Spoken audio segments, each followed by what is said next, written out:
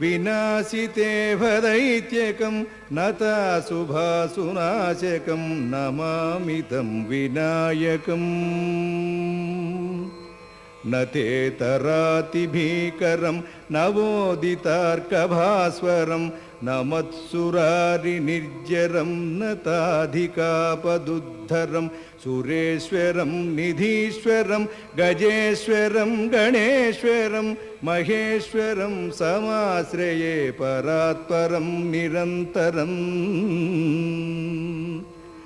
समस्तलोकशङ्करं निरस्तदैत्यकुञ्जरं दरेतरोदरं वरं वरे भवक्त्रमक्षरं कृपाकरं क्षमाकरं मुदाकरं यशस्करं मनस्करं नमस्कृतां नमस्करोमि भास्वरम्